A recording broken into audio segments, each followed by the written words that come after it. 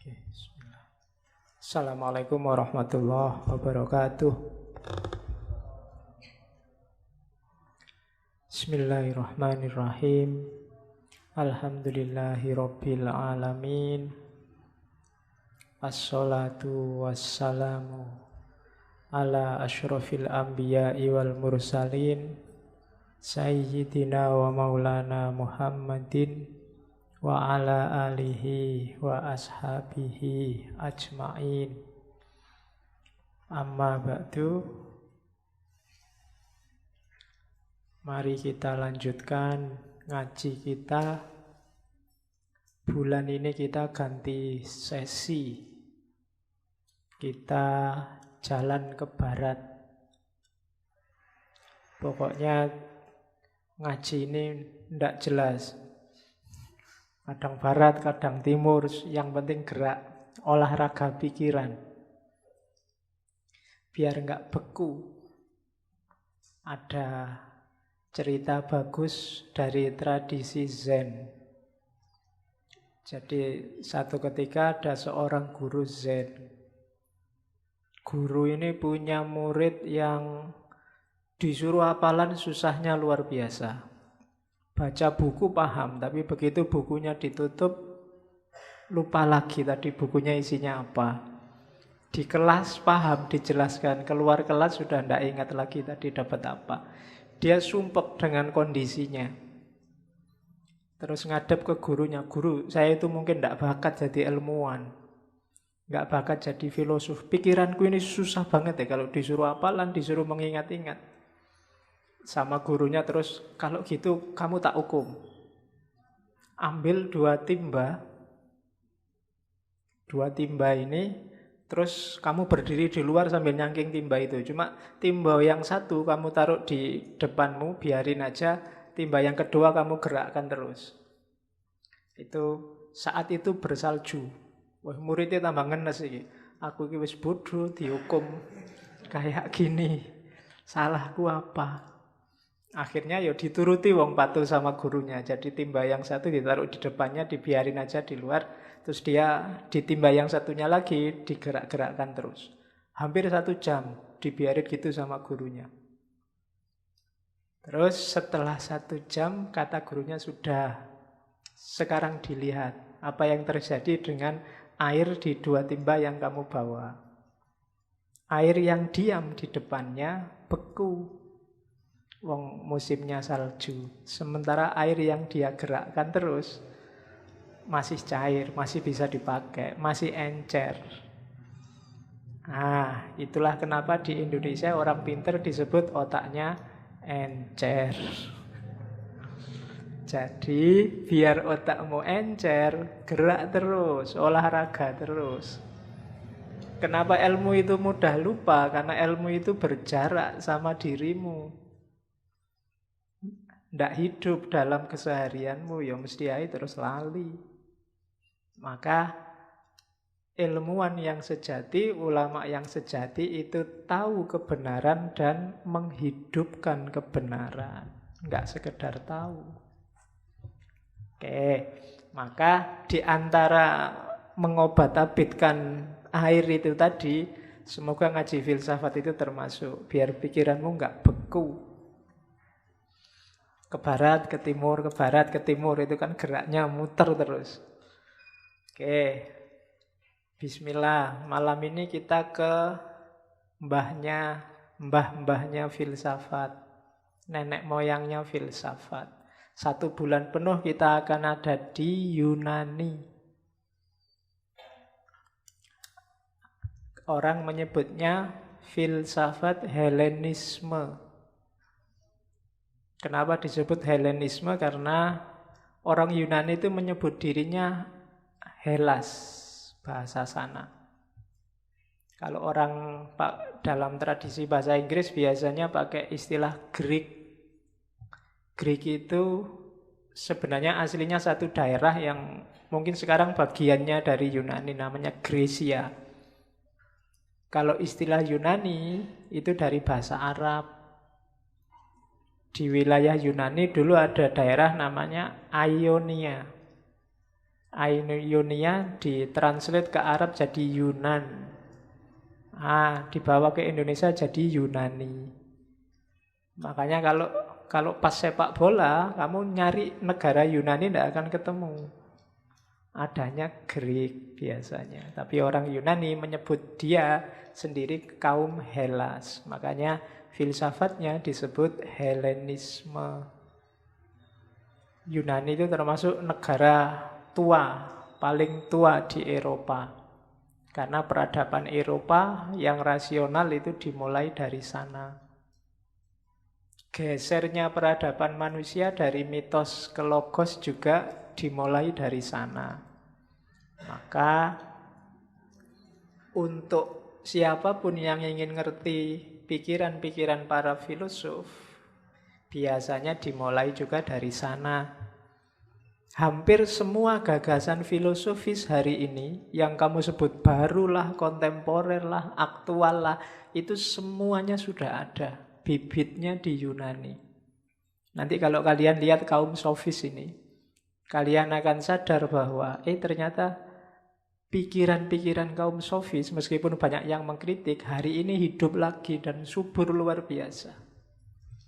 Ya nanti kita lihat kayak gimana sih pikiran-pikirannya kaum sofis ini. Sebenarnya sofis itu akar katanya Sofia. Sama kayak filsafat. Filsafat itu filia sama Sofia, cinta kebijaksanaan. Kok ada kaum khusus sofis? Ini sebenarnya yang ngasih gelar Plato. Kaum sofis. Cuma konotasinya agak negatif kalau di Plato. Karena kaum sofis ini satu kaum, kalau hari ini mungkin dai ya, dai-dainya filsafat. Cuma orang-orang ini agak bukan kebenaran yang dicari, tapi dengan ilmunya, dengan filsafatnya cari uang, cari kekayaan. Antitesisnya Sokrates. Kalau Sokrates itu benar-benar demi wisdom. Tapi kalau kaum sofis ini dikritik, mereka bukan kebenaran yang dicari. Dan mereka tidak cuma filosof, mereka dikenal sebagai guru. Mereka memang ahli tablek. Apa ya bahasa Yunani ini tablek itu? Teachers, guru filsafat.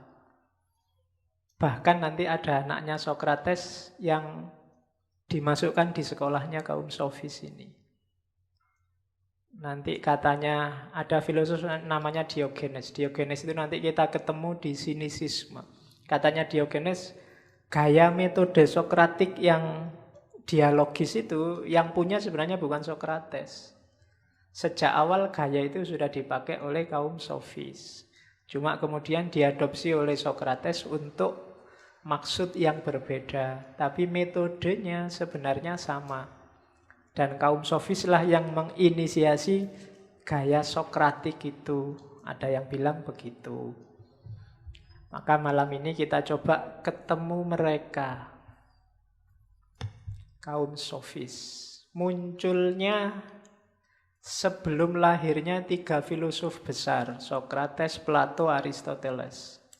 Jadi jasanya kaum sofis adalah menginisiasi fase baru filsafat Yunani.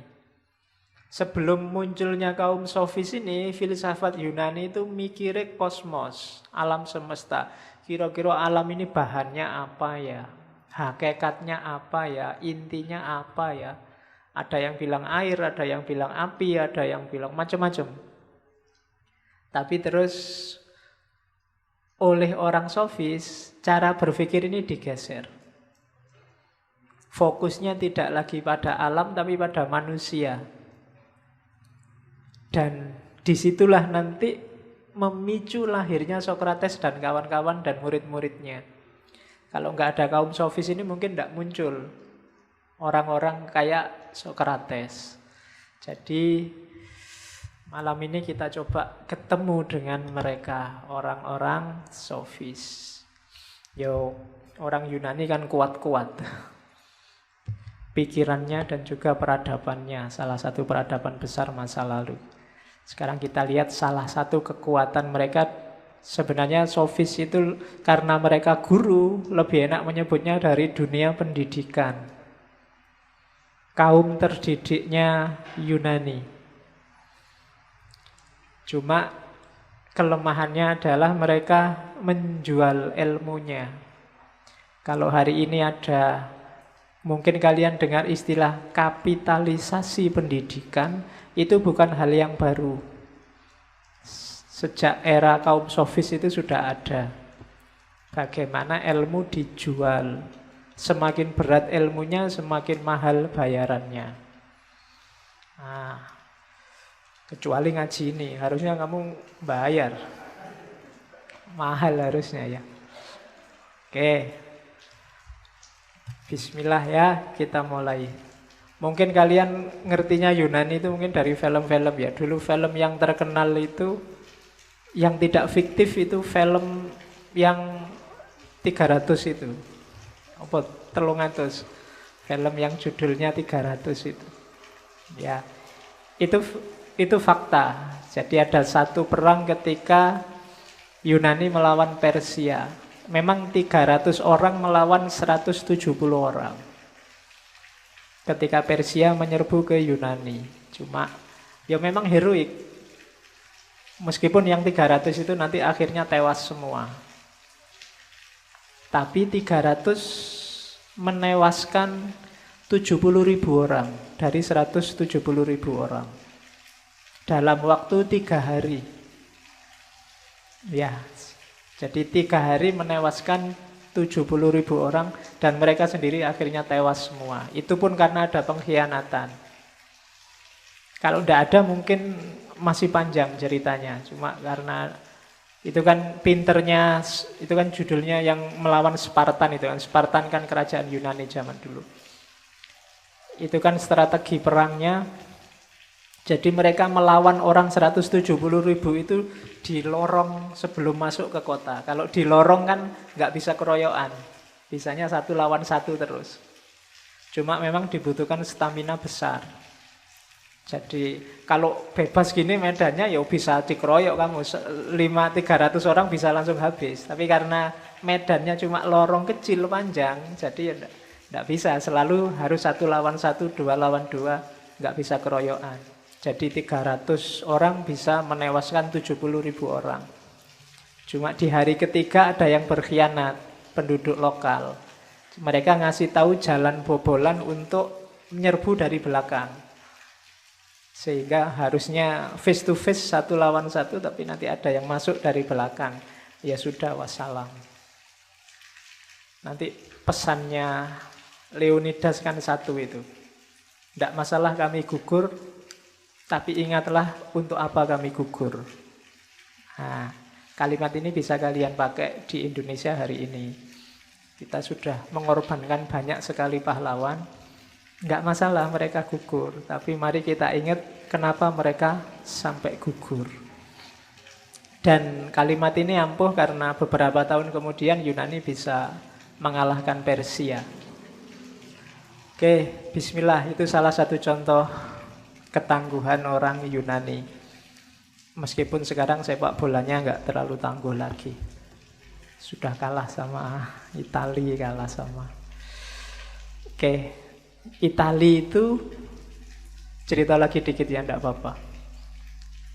Kalau kalian pernah nonton film, ini ceritanya film-film. Film Troy. Ya, perang Troya. Yang nanti penduduk kota Troya itu habis tumpas diserang oleh Yunani. Keturunannya orang-orang Troya ini nanti yang jadi nenek moyangnya orang Itali. Jadi perang Troya itu ketika orang-orang Yunani mengepung wilayah Troya karena ada putri dari Yunani yang namanya Helen, sebenarnya istrinya raja, ditaksir oleh pangeran dari Troy namanya Paris. Terus diculik, dibawa ke Troya. Akhirnya orang Yunani marah, diserbu, dikepung selama 10 tahun. Iya, di tahun ke-10 itulah lahir ide untuk bikin kuda besar. Kuda ini sebenarnya tradisi di sana untuk persembahan pada Poseidon, dewa laut. Nah, kuda besar ini bikin kuda-kudaan besar, di dalamnya diisi prajurit-prajurit. Sehingga bisa menerobos gerbang kota. Begitu di tengah kota, malam-malam keluar semua prajuritnya dan takluklah Troya setelah 10 tahun bertahan. Pahlawannya antara lain kamu kenal ya, Achilles. Yo, sing main Brad Pitt. Ya, saya lupa tahun berapa ya film-film itu ya. Yo kamu nonton film lah, jangan nonton baca buku terus. Ya, oke. Filmmu apa? Kalau nonton? Upin Ipin. Apa Bobo Boy Galaxy. Oke, bismillah, kita mulai. Itu nama-nama guru-guru sofis, orang-orang sofis. Ada Protagoras, nama ini banyak sekali muncul di dialog-dialognya Plato. Xeniades, Gorgias. Gorgias ini sering disebut bapaknya sofisme. Nanti kita tengok ada apa di pikiran-pikirannya Gorgias. Ada Lycophron, Prodikos, Tirasmachus, Hippias, Antifon, Critias, banyak yang lain. Cuma karya-karyanya yang masih sisa hanya dari Protagoras, Gorgias, dan Hippias. Ya. Nama-namanya agak asing tapi boleh kamu pakai besok untuk anak-anakmu. Kalau ada yang rasanya kok unik, dipakai aja. Anak pertama namanya Protagoras. Ampuh toh. Bismillah, kita lihat ada apa dengan sofis. Kenapa lahir orang-orang ini? Orang pinter tapi kok bisa menjual ilmunya, tidak setia pada kebenaran. Apa yang memicu lahirnya orang-orang ini? Paling tidak ada 3 hal yang mendukung. Yang pertama, orang-orang ini muncul di masa jayanya Athena.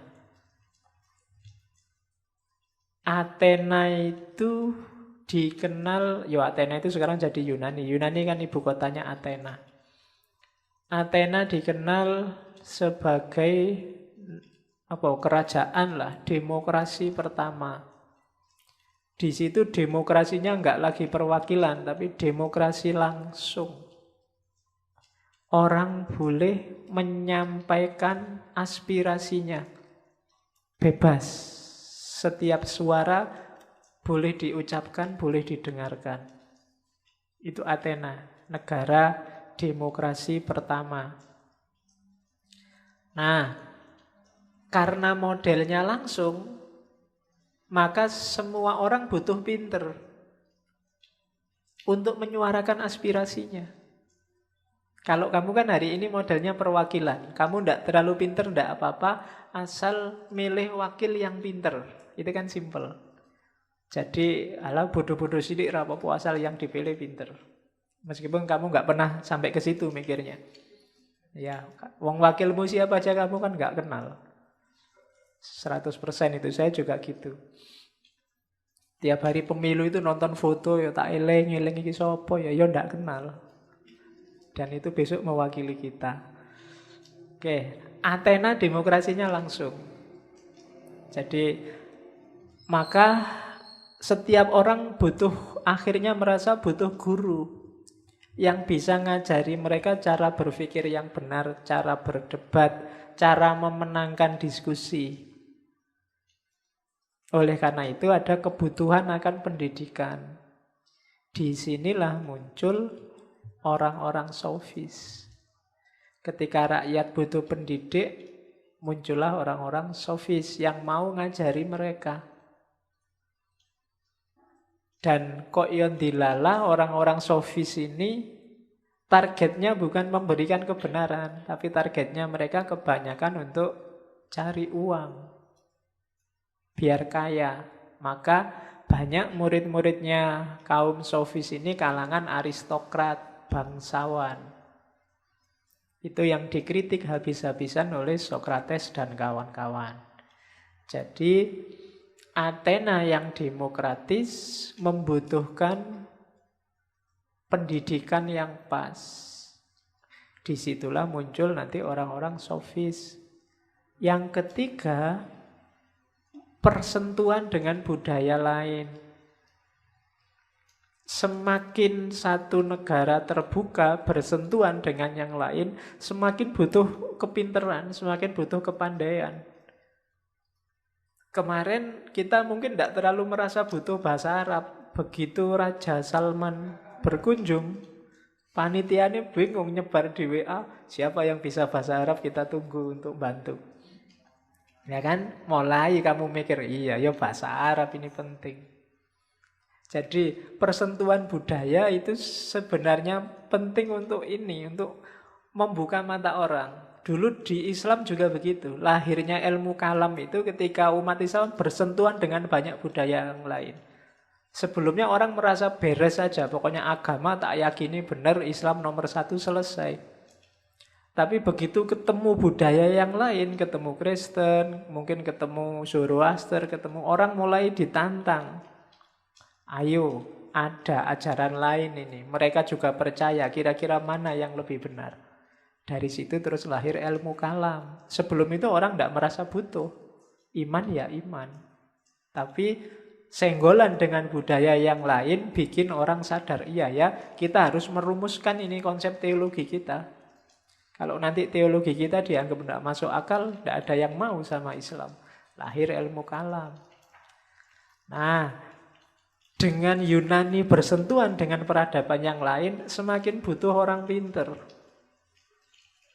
Yuk, kaum sofis itu beberapa bukan warga asli Yunani. Beberapa dari luar-luar. Jadi, demokrasi, pendidikan, dan persentuhan dengan budaya yang lain. Ini nanti bisa melahirkan banyak orang pinter. Ya entah dengan motif apa. Kalau kita demokrasinya sudah, cuma pinternya belum. Ya, demokrasi itu enak kalau warganya pinter kabeh. Tapi kalau enggak, ya situasinya kayak hari ini. Jadi saling menyebar informasi, ngomong sak karepe, ngapusi ya ora apa-apa asal menang. Nah, itu kan situasi hari ini sering begitu. Kenapa? Pinternya kurang.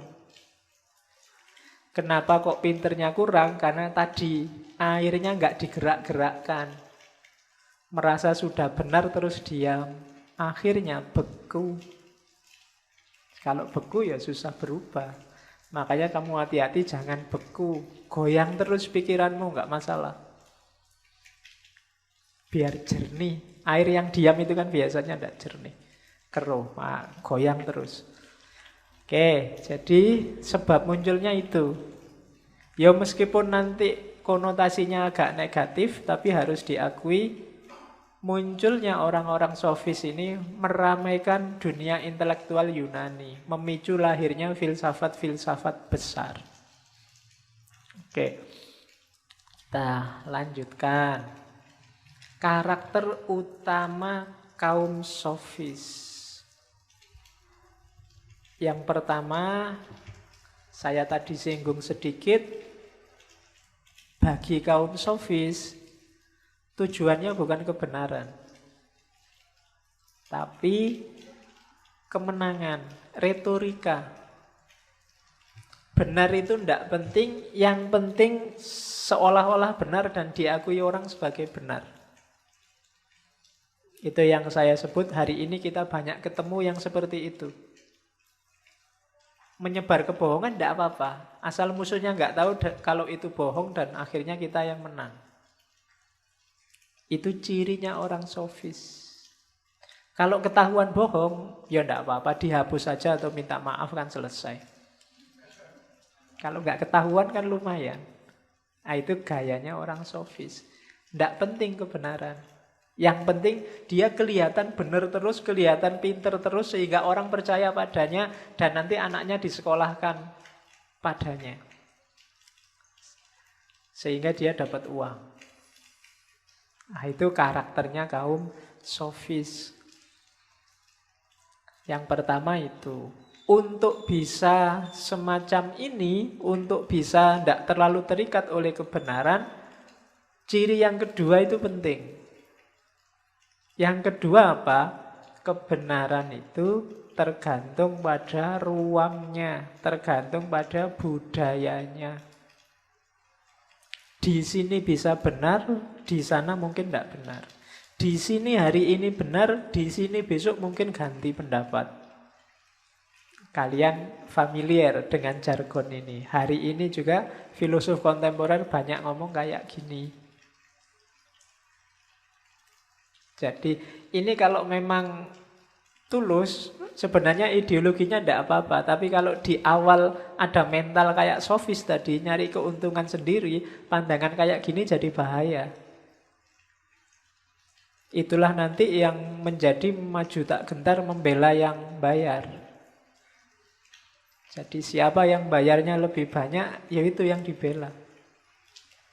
Jadi kalau yang bela kelompok A, ya dicarikan dalil gimana caranya kelompok A benar. Kalau yang bayar kelompok B, ya dicarikan dalil gimana caranya kelompok B yang benar. Itu cirinya orang sofis, lawannya Sokrates. Yang ketiga, ya kelanjutannya. Tidak ada kebenaran yang absolut. Setiap kebenaran tergantung. Itu nanti yang namanya relatif. Bahkan nanti Gorgias, di belakang nanti kita ketemu Gorgias. Bagi Gorgias, pengetahuan manusia itu sebenarnya juga tidak jelas. Kamu ketahui mungkin, misalnya minum. Kita minum dulu ya.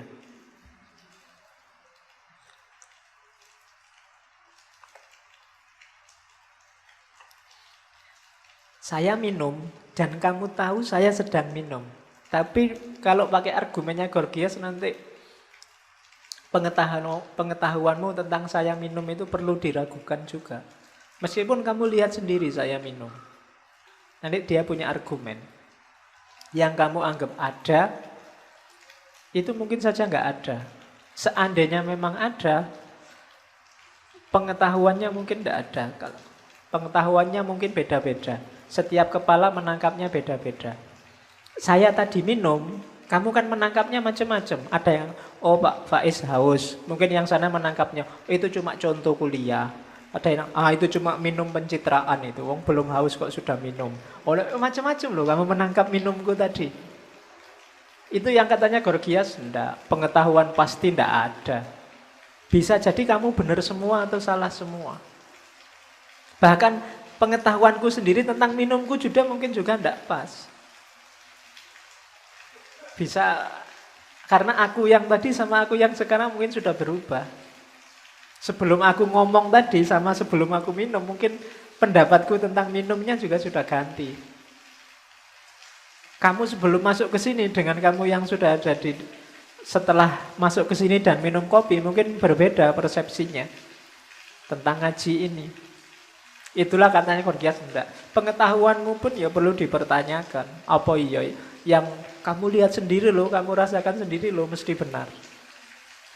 Nah itu Gorgias. Nanti kita perdalam lagi.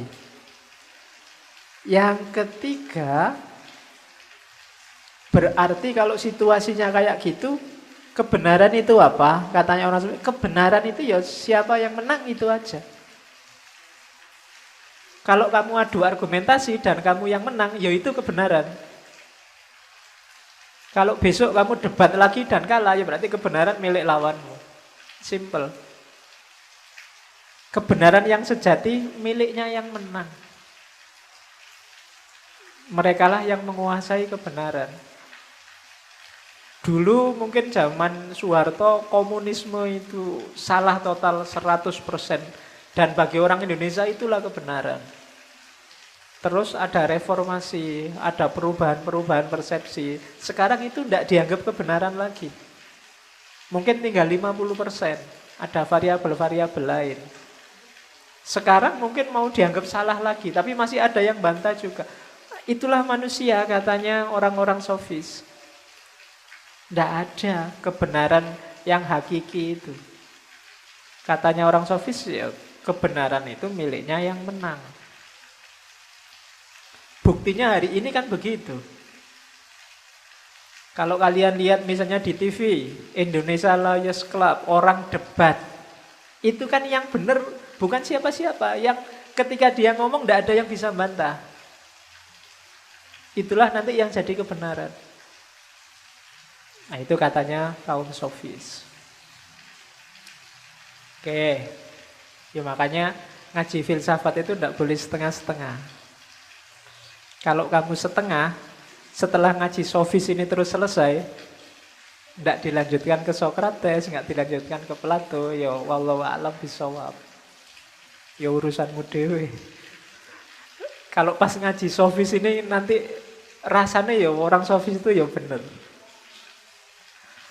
Oke, yo itulah akalnya manusia. Berarti apa? Bukan berarti bahwa sofis mesti salah apa sofis mesti benar. Pandangannya orang sofis ini benar.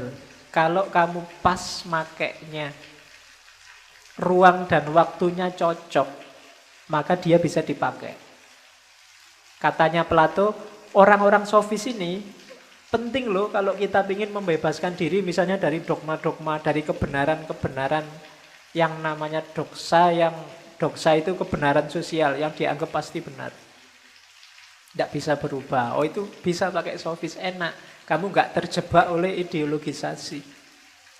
Nah, di level ini senjata yang namanya sofis itu bisa kita pakai. Tapi dalam kasus yang lain jangan pakai senjata orang sofis. Itu yang saya bilang pemikiran itu posisikan kayak senjata. Kalau waktu makan ya pakai sendok, jangan pakai celurit. Kalau waktu makannya makan pentol, makan bakso tusuk itu ya pakai lidi. Jadi senjata itu dipakai di ruang dan waktu yang pas, termasuk pikiran-pikirannya kaum sofis. Ya nanti ini benar, cuma tidak selalu benar. Konteksnya nanti dilihat. Oke. Jadi katanya orang sofis, kebenaran itu ya yang menang. Jadi siapa yang benar, yang menang debat. Dan yang terakhir cirinya orang sofis, biasanya orang sofis itu kalau ngajar murid-muridnya tidak abstrak kayak Sokrates dan kawan-kawan. Tapi lebih konkret, lebih pragmatis.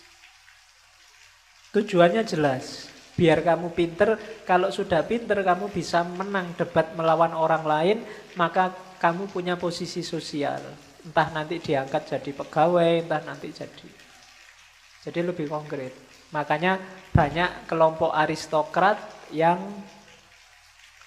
belajar pada kaum sofis ini. Kalau kalian kuliah cita-citanya besok jadi PNS, pragmatis, itu ya gayamu kayak mereka sebenarnya. Muridnya kaum sofis. Targetnya target konkret, bukan target abstrak menemukan kebenaran, menemukan kebijaksanaan. Buat apa kalau nggak ada kerjaan? Oke, ya makanya orang sofis nggak usah bulat lah, ujungnya paling juga ke situ. Nah, itu yang diketawain orang sofis pada Sokrates dan kawan-kawan. Mikir kok aneh-aneh, rai somangan ya susah. Nah, itu sindirannya. Nanti sindiran ini akan lebih tajam di kelompok sinisisme. Mungkin 2-3 ya, 3 minggu setelah sekarang kita ketemu sinisisme. Oke, terus ciri yang paling menonjol dari kaum sofis itu retorika. Jadi logik. Di Yunani itu yang menonjol logika dan retorika. Logika itu caranya mikir, kalau retorika itu cara menyampaikan gagasan. Bagi orang sofis ini lebih penting daripada kebenarannya sendiri. Barang salah, kalau disampaikan secara retoris itu bisa jadi benar. Kenapa ya kok ada profesor, harusnya dia logikanya bagus. Kok bisa ketipu oleh misalnya Dimas Kanjeng dulu? Itu pasti karena retorika, cara ngomong. Kamu yang mahasiswa mungkin sarjana kadang ketipu oleh tukang obat. Tukang obat itu ngomong kan enak ya. Wah, pokoknya ini dalam waktu 3 hari sampean mesti sembuh. Atau iklan. Kamu kan gampang ketipu itu. Mungkin ada situs online menjual HP yang harganya 10 juta, jadinya cuma 1 juta loh. Bayangkan, dan kamu ikut. Akhirnya ketipu. Itu bukan kebenarannya, tapi retorikanya bagus sehingga kalian terpengaruh.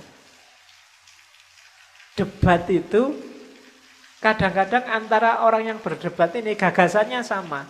Cuma yang menang adalah yang retorikanya lebih enak, lebih bagus. Oke, jadi yang dikembangkan oleh kaum sofis ini. Ya, retorika itu kan senjatanya bahasa. Ngomong yang enak, ngomong yang bikin orang ikut. Mungkin kamu punya teman yang kalau dia sudah ngomong, kamu bantai susah. Termasuk ketika utang duit.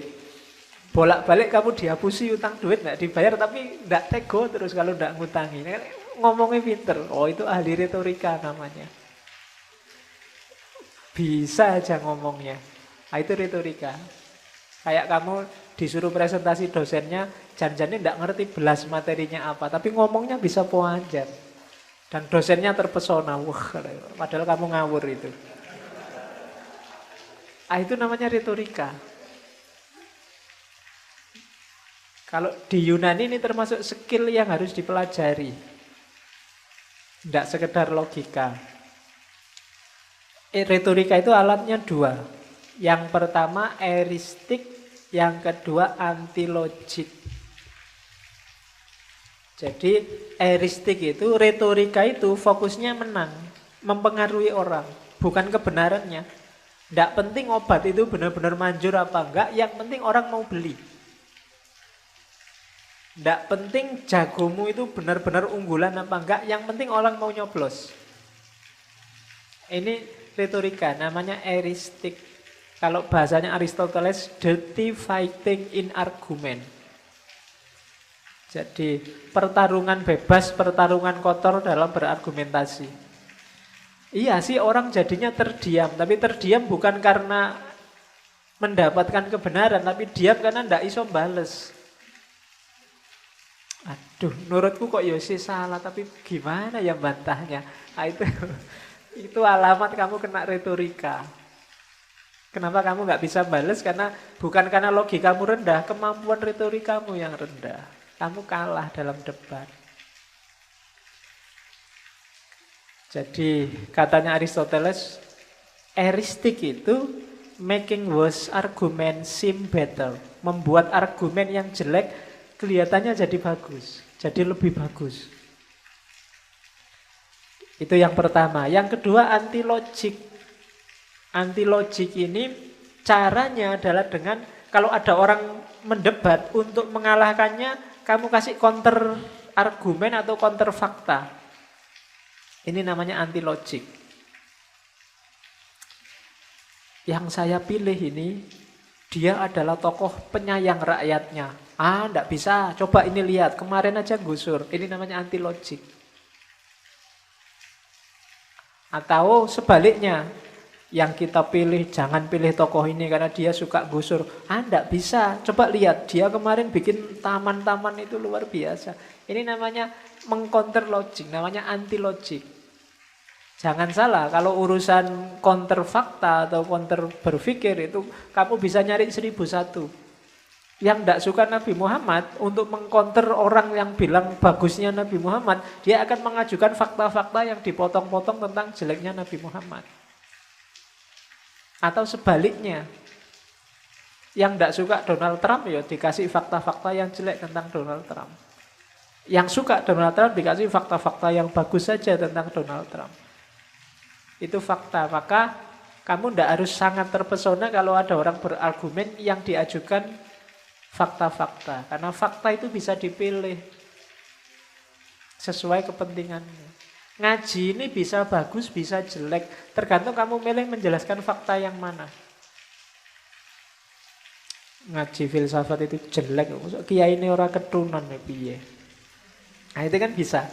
Sekuler itu ngaji, masa filsafat diajar ning masjid kan bisa.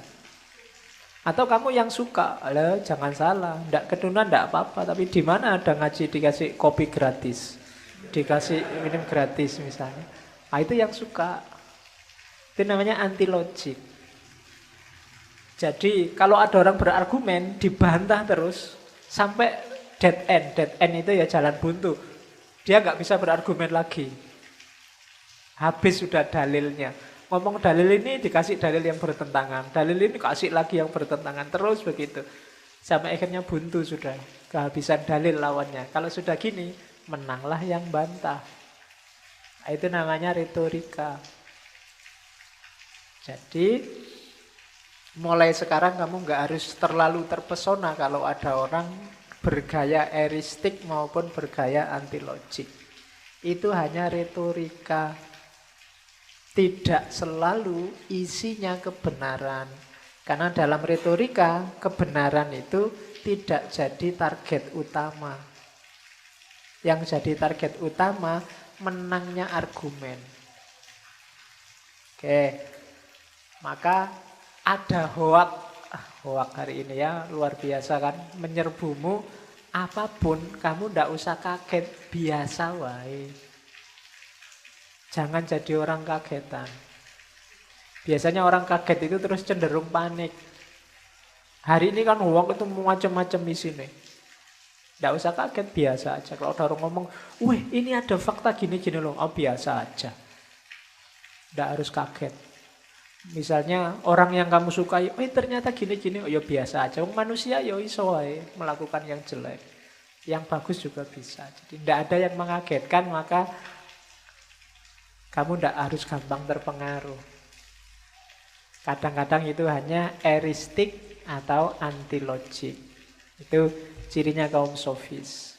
Nah, tujuannya apa sih retorika itu? Persuasi, mempengaruhi orang. Ya termasuk hoak tadi kan sebenarnya bikin orang terpengaruh. Setelah kamu dikasih berita bohong, diharapkan kamu terpengaruh. Ikut target isinya berita bohong tadi. Oke. Katanya Gorgias, kuncinya persuasi itu namanya kairos. Ya. Kairos itu bukan dari kata Kairo. Itu bahasa Yunani. Artinya apa? Kairos itu ngomong yang pas, timingnya pas. Kalau kamu ingin ngomong dipercaya orang, pakailah bahasa yang pas di waktu yang pas. Itu kamu akan dipercaya orang. Punya daya persuasif, namanya kairos. Ya pas dalam bahasa yang pas, dalam waktu yang pas itu ya kalau mau ngomong lihat situasi. Ngomongnya sama siapa, dia dalam kondisi apa. Kalau kamu sedang sumpek mikir ujian, ada tukang obat kayak apapun kan nggak menarik hatimu. Ya, ada sales apalagi kamu malah marah-marah. Tapi kalau kamu sedang jomblo, nyari pacar nggak dapet-dapet, ada sales kok cakep. Jangan-jangan kamu nggak suka sama sales itu, tapi sales ini masuknya pas.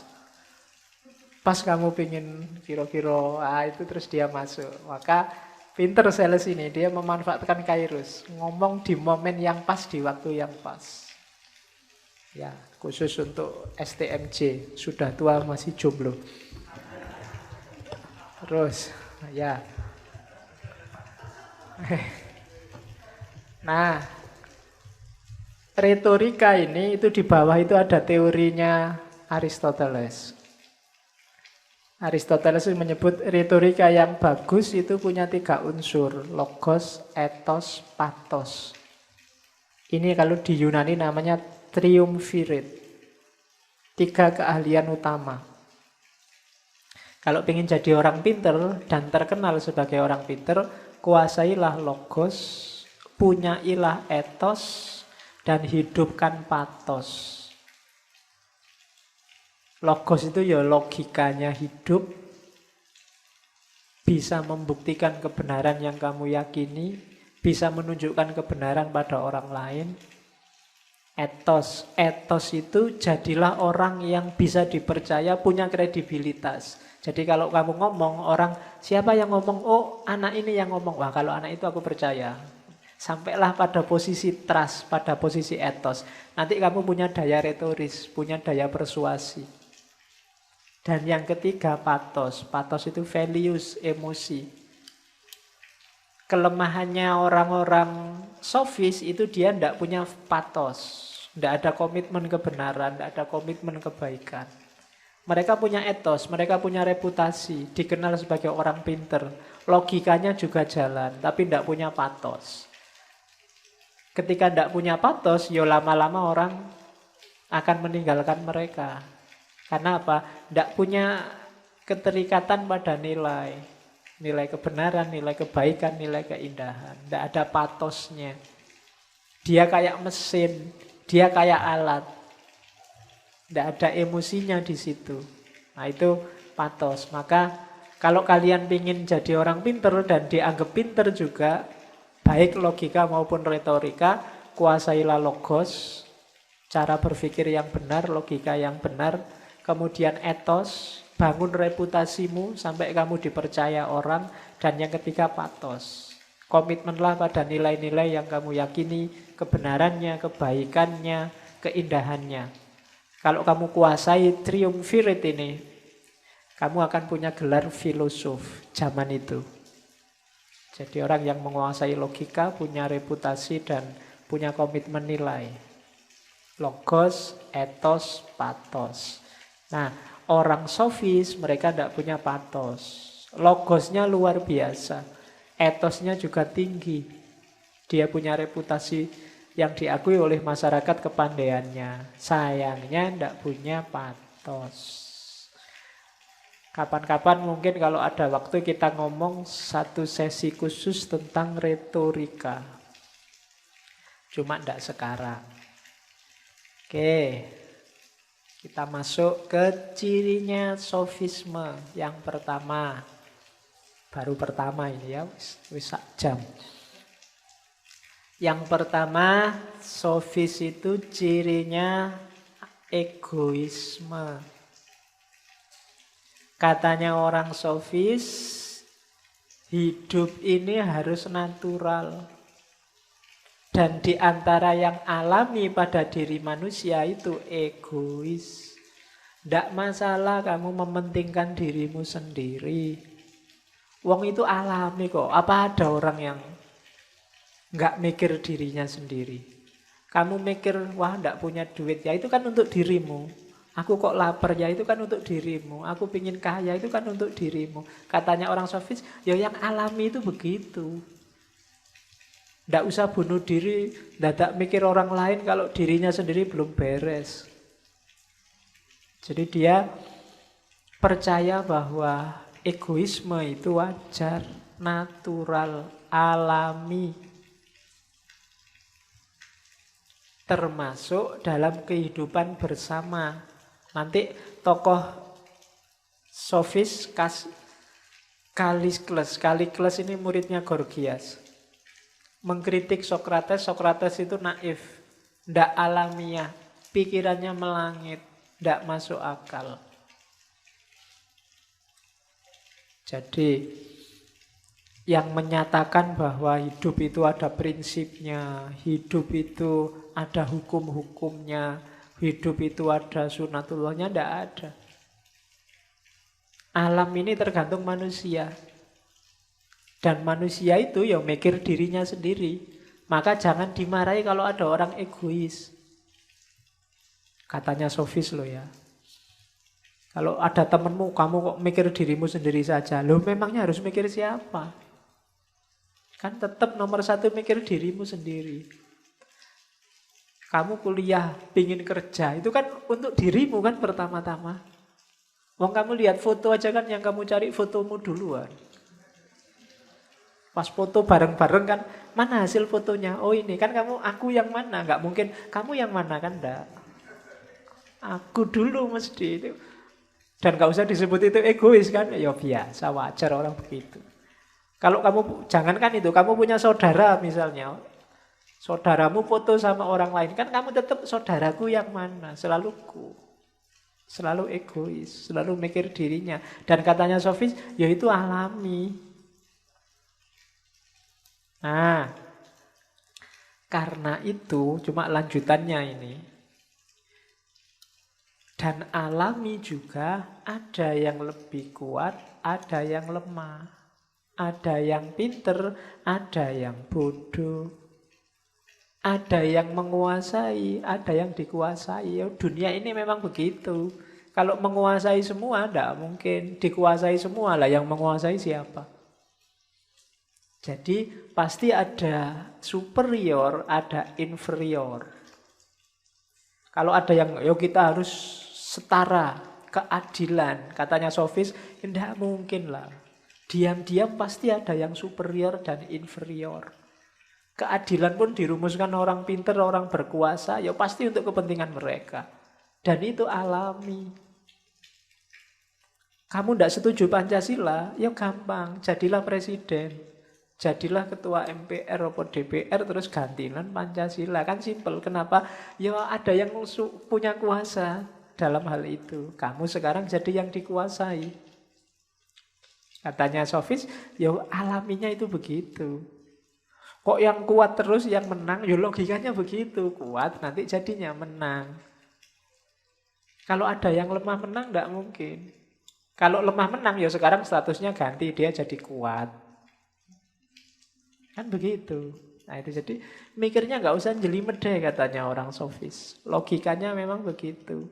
Maka might makes right. Itu salah satu jargonnya Sofis. Kebesaran, kekuatan itu yang membuat kebenaran. Yang benar apa, yang salah apa, ya tergantung siapa yang punya power. Kayak ngaji ini loh. Hari ini saya punya might. Paling enggak punya kuasa untuk menentukan ngajinya tema apa.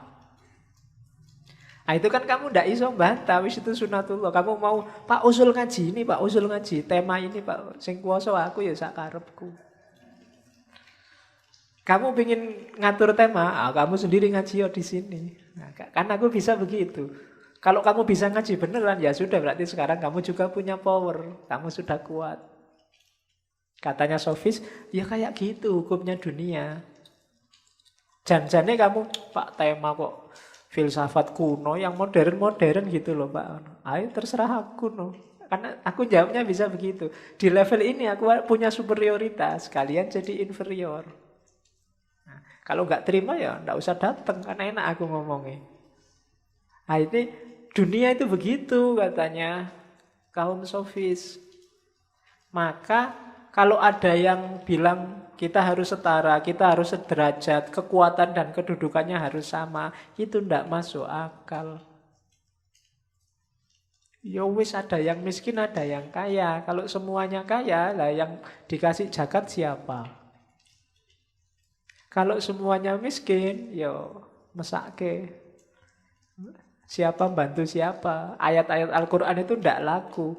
Ayat Al-Quran itu bisa operatif kalau dunia ini macam-macam. Ada yang kuat, ada yang lemah, ada yang miskin, ada yang kaya. Kalau seragam, tidak jalan. Nggak mungkin semua jadi imam, nggak mungkin semua jadi makmum. Nah imam KB paduan suara. Iya. Ya masuk imamnya 10 lah ya jadi paduan suara, nggak jadi sholat. Jadi might makes right. Dan secara alami memang ikan besar makan ikan kecil katanya Gorgias. Nggak usah disalahkan ikan besar. Kurang ajar ikan ini, makan yang kecil yang lemah dimakan. Loh kalau dia nggak makan itu nggak makan-makan. Harimau makan kijang misalnya, tidak usah disalahkan harimaunya, ya sunatullahnya memang dia harus makan kijang. Kamu kijangnya nggak usah demo. Kalau nggak ingin dimakan ya minggir kan, cuma itu aja. Yang lemah Jadi mangsanya yang kuat itu sudah sunatullah. Ikan besar makan ikan kecil. Jangan disalahkan ikan besarnya, sama Allah memang dia dikasih takdir makananmu ikan kecil. Ikan kecil kan juga makan makhluk hidup yang lain yang lebih kecil lagi. Itu sunatullah. Itu cara berpikirnya sofis. Seandainya kalian dididik orang sofis, mungkin ya 100% percaya dengan argumen kayak gini. Bantai kan susah. Nanti bantahnya kalian masuk ke Sokrates. Oke. Terus, dan Kalikles tadi melanjutkan, dia mengkritik moralitas konvensional. Katanya Kalikles, moralitas yang kita sepakati itu, ini baik, ini buruk, itu sebagian besar dibikin oleh orang-orang yang lemah untuk ngatur orang yang kuat. Yang kuat, jangan gini loh ya, jangan nindes loh ya, jangan... Nah, selalu begitu katanya. Dan itu tidak natural. Jadi orang lemah mengeksploitasi kelemahan mereka untuk kepentingan mereka. Lahirlah moralitas, aturan, norma, adat. Itu yang bikin yang lemah. Kalau orang kuat, ya dia tidak akan bikin banyak aturan macam-macam. Katanya Kalikles, ini yang bikin moralitas ini jadi kebalik. Harusnya moralitas itu yang alami-alami. Kayak tadi yang kuat makan yang lemah. Itulah kebenaran. Tapi begitu yang merumuskan orang-orang yang lemah untuk kepentingan mereka, moralitasnya jadi kebalik. Yang harusnya baik jadi buruk, yang buruk jadi jelek. Harusnya macan makan kijang itu alami, sekarang kamu lihatnya jelek. Negara yang kuat mencaplok negara yang lemah, itu masuk akal. Tapi sekarang dibikin konvensi, negara lemah berkumpul terus, awas ya, negara yang kuat jangan nyerang kita loh. Nah, itu tidak alami sudah, katanya Kalikles loh ya. Jadi, tidak alami itu berarti salah, karena yang benar yang alami. Kalau tidak ingin dicaplok oleh negara kuat, negara lemah ini kuatkan dirimu. Kalau kamu tidak ingin dijajah, ya bikin dirimu tidak mempan dijajah. Apakah itu budaya, apakah itu sosial. Tapi kok kamu terus dijajah, berarti kamunya sendiri lemah. Itu hukum alam sudah. Boleh sih bikin aturan-aturan, konvensi-konvensi. Tapi konvensi ini membalik tatanan, yang benar jadi salah, yang salah jadi benar. Nah, itu kaum sofis. Jadi gaya kayak gini bisa kalian lihat lagi di Nietzsche nanti, modern. Ketika dia ngomong Superman. Dulu kita sudah ngomong panjang tentang gaya berpikir kayak gini. Jadi ternyata juga tidak baru. Di kelompok Yunani kuno, gagasan semacam ini sudah muncul. Bahwa moralitas konvensional itu justru kewalik. Konvensional itu moralitas kesepakatan kita terhadap aturan-aturan, hukum-hukum, kode-kode etik. Itu sebenarnya yang benar jadi salah, yang salah jadi benar. Kenapa? Karena tidak natural. Nah, itu Kalikles, muridnya Gorgias. Ciri yang pertama, egois. Sekarang ciri yang kedua, relativisme dan subjektivisme. Jadi lahirnya relativisme itu tidak baru. Meskipun orang-orang postmodern itu hari ini kan juga merayakan relativisme. Sejak era sofis, gaya relatif ini sudah muncul. Dipelopori oleh Protagoras. Jadi kebenaran itu tergantung orangnya. Ukurannya manusia. Kenapa bisa begitu? Karena tidak pernah ada realitas yang objektif. Objektif itu berarti objek saja, subjeknya tidak ada. Contohnya, minum lagi. Misalnya teh ini.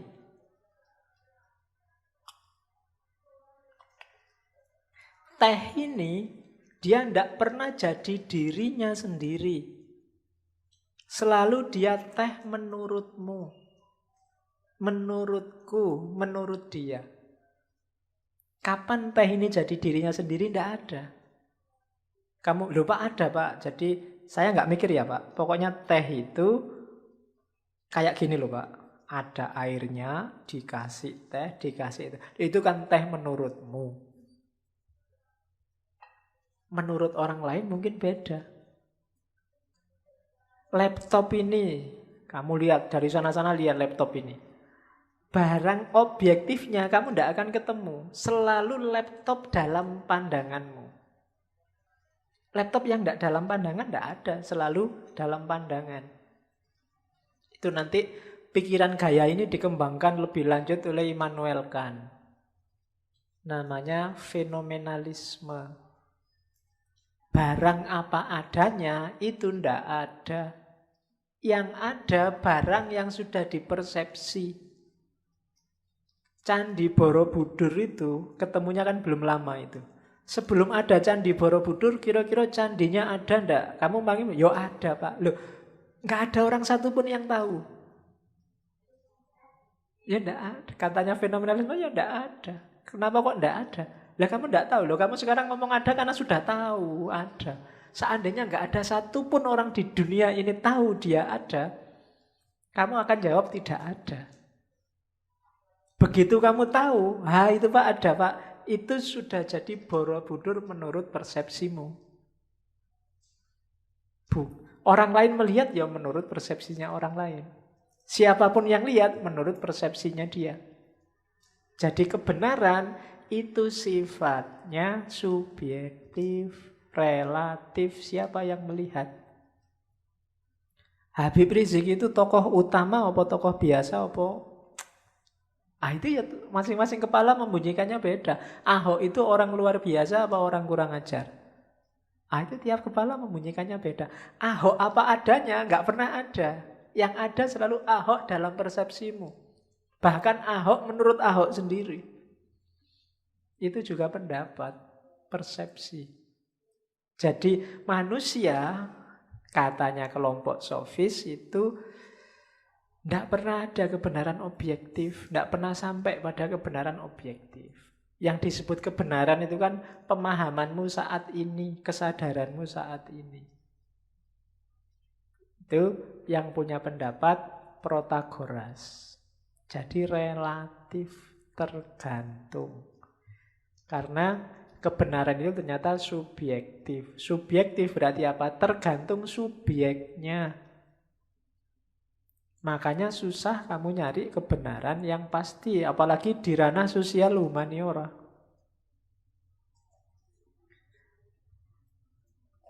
Ya banyak sih contohnya yang kecil-kecil. Yang kamu perdebatkan luar biasa hari ini, itu sebenarnya kebenaran subjektif. Kebanyakan kebenaran yang relatif. Menurut siapa dulu, dari perspektif apa dulu. Jadi relatif. Jadi kadang-kadang kamu tidak harus cari solusi. Tidak ada solusinya memang. Karena itu menurut dia, yang ini menurut dia. Selesai. Kalau diperdebatkan tidak ada ujungnya. Argumen ya paling nanti jatuhnya retorika. Jadi ya biar aja. Masing-masing dengan kebenarannya sendiri. Kalau kaum sofis ada kelanjutannya. Karena itu carilah yang paling menguntungkan bagimu. Oke, terus ya ini tokohnya Protagoras. Katanya Protagoras, tidak penting mencari kebenaran itu. Ya kayak tadi, semua tokoh yang lain. Yang penting apa? Mempertanyakan kebenaran. Karena kebenaran selalu subjektif. Kalau sampai padamu kebenaran apapun, coba dicek ini dari siapa, yang ngomong siapa, tujuannya dia apa. Kalau kebenarannya diterima, dia dapat apa. Nah, itu menurut saya rumus bagus setiap kali kamu dapat share link atau share berita di WA atau di Facebook. Sebelum kamu baca beritanya, ceklah dulu siapa yang ngirim. Yang ngirim ini termasuk kelompok yang mana, cara berpikirnya dia bagaimana.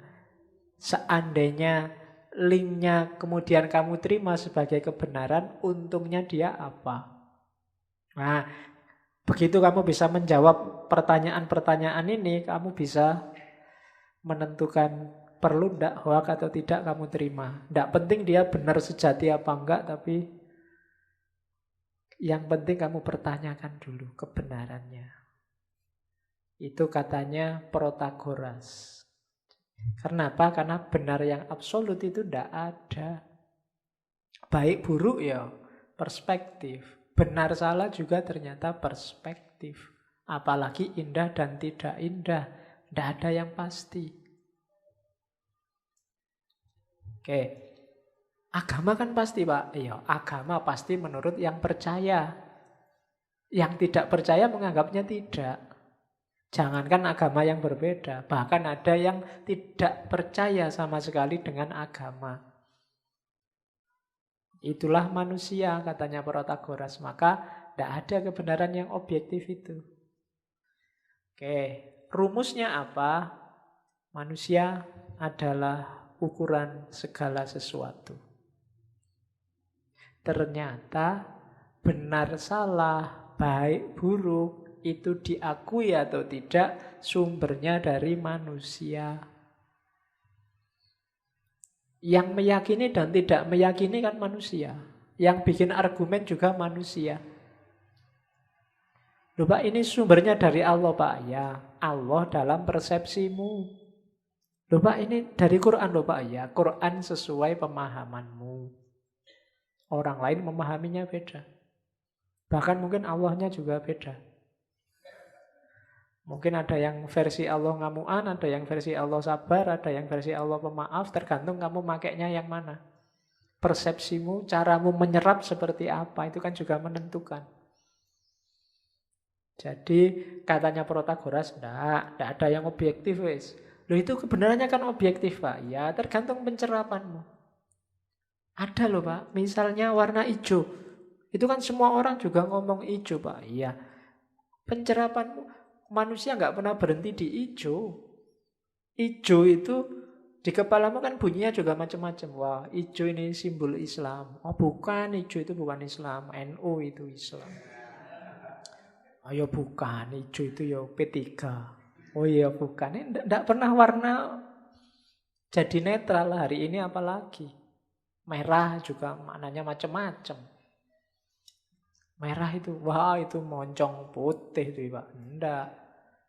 Oh enggak Pak, merah itu artinya berani Pak. Ya enggak, merah itu artinya berhenti, lampu merah. Ayo kan, macam itulah manusia. Enggak pernah ada netral, warna ya warna, enggak. Kesan aja. Wong lampu remeng-remeng aja ada yang, wah ini lampunya kok remeng-remeng, yang sana, wih lampunya kok romantis ya. Ada yang sini, beda. Ya kan? Padahal cuma lampu. Itulah katanya Protagoras, manusia adalah ukuran segala sesuatu. Yang ukur manusia. Oke, terus Protagoras juga punya konsep disoi logoi, different word. Katanya Protagoras, setiap kata itu punya dua sisi yang saling kontradiksi. Ya, kalau hari ini konotasinya bisa beda-beda. Dari satu kata, tinggal kamu mainkan aja sesuai kepentinganmu. Itu maunya Protagoras. Kemarin jadi musuh, kalau sekarang butuh jadi teman, ya jadiin aja teman, gak masalah. Karena dalam segala sesuatu ada dua sisinya. Bukan tidak konsisten. Kemarin kamu ikut sana, sekarang ikut sini. Kamu tidak konsisten, tidak. Karena dalam segala sesuatu ada sisi-sisinya. Ya kemarin saya ikut sana. Dari sisi ini menurutku yang pas itu. Tapi dari sisi yang lain menurutku yang pas ini. Katanya Protagoras, ya sah-sah saja. Jadi disoi logoi, different word. Kata-kata yang berbeda. Jadi Islam misalnya, Islam menurutmu luhur luar biasa, bagi kelompok Islamophobia, Islam itu mengerikan luar biasa. Yang benar yang mana? Ya memang itulah manusia. Cara mereka mempersepsi. Dalam Islam ada keluhurannya memang, mungkin ada mengerikannya. Praktek umatnya kadang-kadang mengerikan. Diakui atau tidak diakui. Itu different word. Indonesia misalnya. Indonesia ini ya ketok ya negara maju, tapi kok ya terbelakang juga ada. Kelihatannya kedokteran maju luar biasa, tapi perdukunan juga pesat perkembangannya. Itu kan sisi-sisi yang susah ya ngukurnya. Kan ada majalah itu yang isinya ilmu pelet, ilmu susu, ada mani gajah, ada tangkur buaya, gitu kan tidak masuk akal kabeh. Tapi hidup di Indonesia dan laris loh. Kalau nggak laris sudah tutup dari kemarin. Dan laris itu. Yang kedokteran juga luar biasa. Ini kan selalu dua sisi. Amerika yang kita anggap maju, wow, itu rasional mesti. Enggak, sisi-sisi mistiknya juga ada, kliniknya juga banyak. Film horor juga laku di sana. Kecuali horornya Indonesia. Mungkin mereka tidak suka karena horornya Indonesia itu monoton. Kostumnya nggak pernah ganti. Kalau tidak pocong, ya kuntilanak, itu kan cuma gitu-gitu aja kostumnya. Kalau kita kan horor barat kan lebih keren-keren. Vampir, werewolf, itu kan ganteng-ganteng, gagah-gagah. Kalau kita kan hantunya suster ngesot, tuyul. Kelihatan tidak masuk akal kan, Amerika loh ya, negara bebas, merdeka, rasional, kok masih ada gitu-gitu ya. Itu yang disebut different world, nggak usah khawatir. Dalam segala sesuatu pasti ada unsur-unsurnya. Dalam dirimu juga begitu loh, lengkap. Jangan dikira yang garis keras itu terus keras terus, mau anggap orang sapa wis mau anggap keras itu Islam jenggoten itu terus di rumahnya juga begitu, sama anaknya terus wahai anakku, kan ya ndak. Ya biasa kalau sama anaknya ya ngobrol ya guyon-guyon. Jangan dibayangkan kok aku terus gitu. Jadi ya different word. Setiap sesuatu ada sisi-sisinya sendiri. Jokowi yang kelihatan santai gitu ya kadang ya nesu juga, kadang yang marah juga. Jangan dikira nggak bisa marah. Kemudian orang yang tiap hari kelihatan marah ya jangan dianggap marah terus. Masing-masing ada sisi-sisinya. Cuma hanya itu yang kamu lihat hari ini, hanya itu yang tampak padamu. Maka katanya Protagoras ya jelilah melihat selalu ada sisi yang berbeda. Maka murid-muridnya dilatih untuk berargumen dari dua sisi. Cirinya Protagoras kalau ngajar, misalnya murid ini diajar kayak tadi tentang Islam. Kalau ada konotasi jelek Islam, konotasi bagus tentang Islam. Muridnya ini disuruh, ayo sekarang kamu jadi orang yang menganggap Islam jelek. Kira-kira argumenmu bagaimana untuk menjatuhkan Islam? Kalau sudah, ganti sekarang. Kamu jadi orang yang menganggap Islam itu baik. Argumenmu bagaimana sekarang? Nah, itu caranya Protagoras. Jadi tidak satu sisi, single persepsi.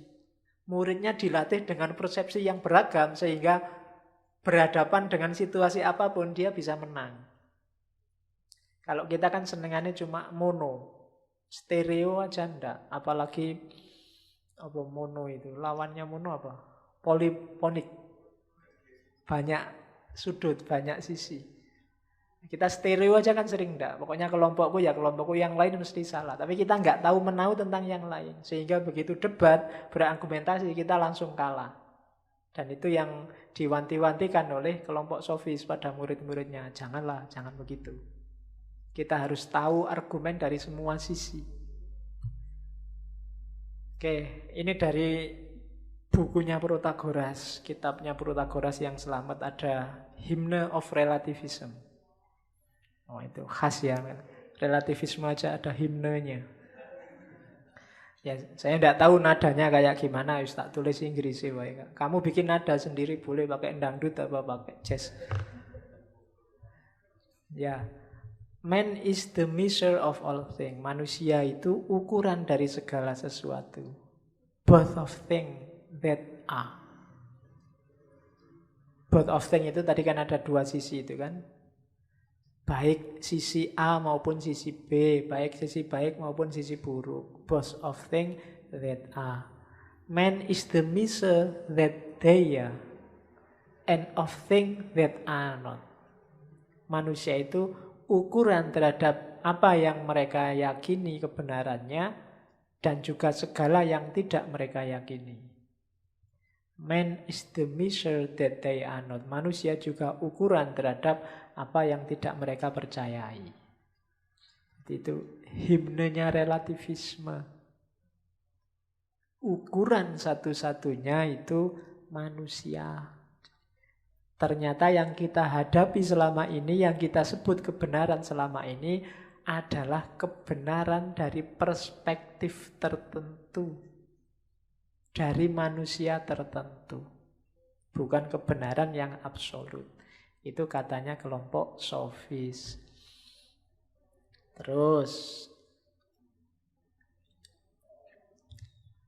Protagoras, kenapa sih kok pikirannya subjektif begitu? Katanya kan manusia ini punya akal toh. Kalau akal kan bisa kebenarannya sama. Katanya Protagoras enggak begitu. Jadi Protagoras ini mengkritik para filosof Elia. Filosof Elia itu filosof alam termasuk Heraklitos. Filosof sebelumnya sering membagi perasaan sama akal. Terus yang dimenangkan akal. Dianggapnya akal itu lebih objektif. Katanya Protagoras, tidak begitu. Katanya Protagoras, akal itu selalu di bawah kesan, selalu di bawah rasa. Dia tidak pernah di atas. Orang itu suka dulu, seneng dulu, terus akalnya kerja.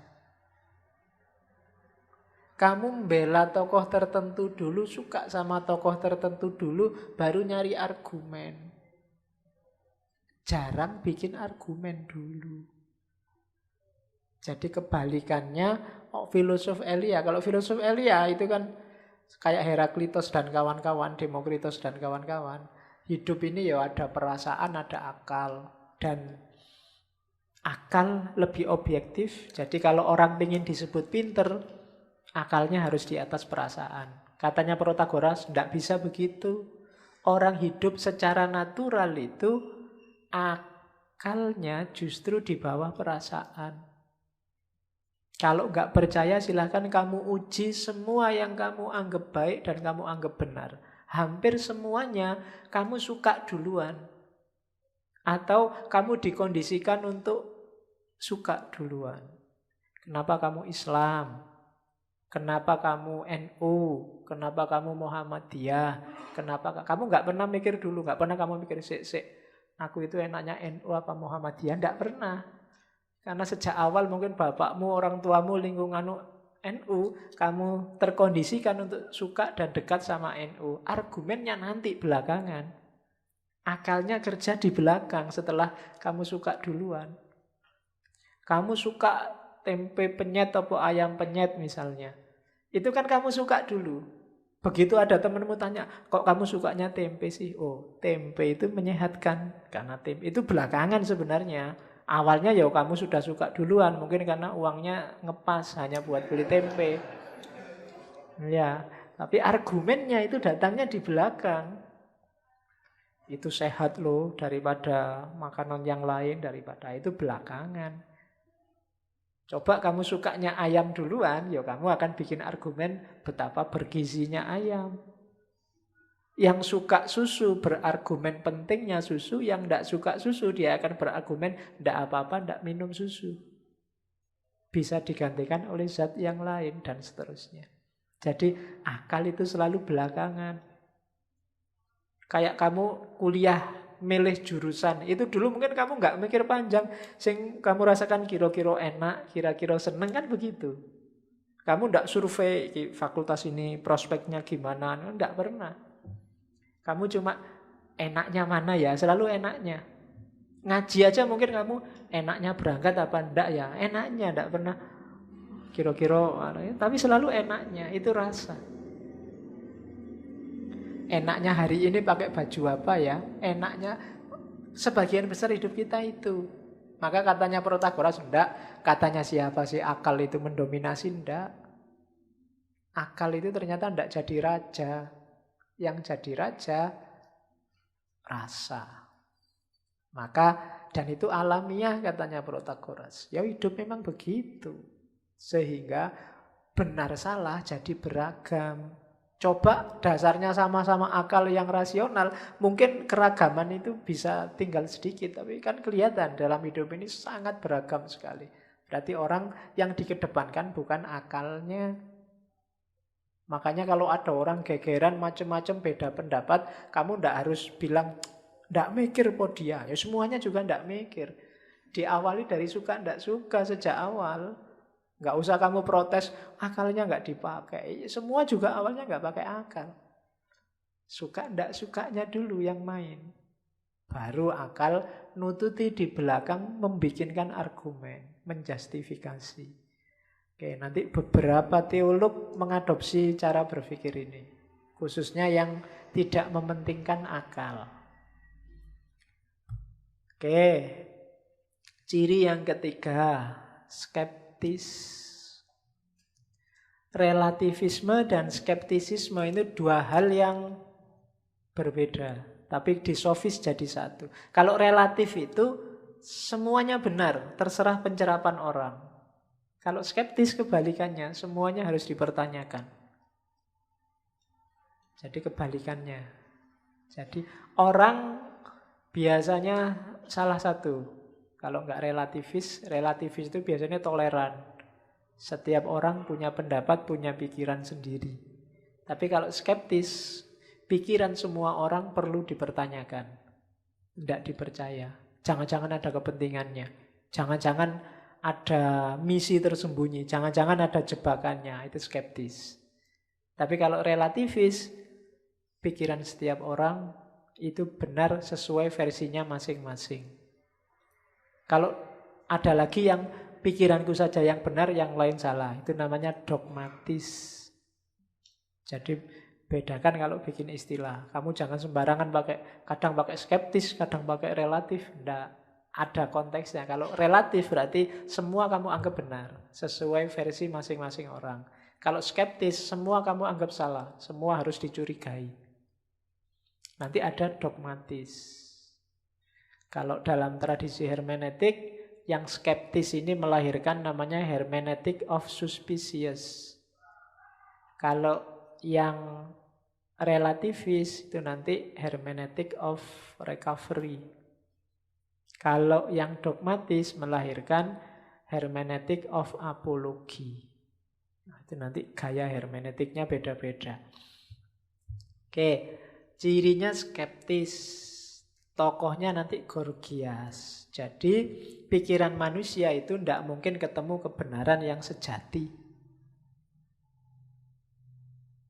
Selalu kebenaran yang perlu diragukan. Rumusnya ini kalau Gorgias. Yang pertama, asumsinya adalah tidak ada sesuatu pun yang eksis. Ini agak panjang mikirnya. Kacamata, ini argumennya dua, dari eksisten sama non-eksisten. Contohnya begini, kacamata ini menurutmu eksis kan? Bukan, kacamata ini tidak eksis. Yang eksis apa? Bahan kacamatanya sebelumnya. Iya kan?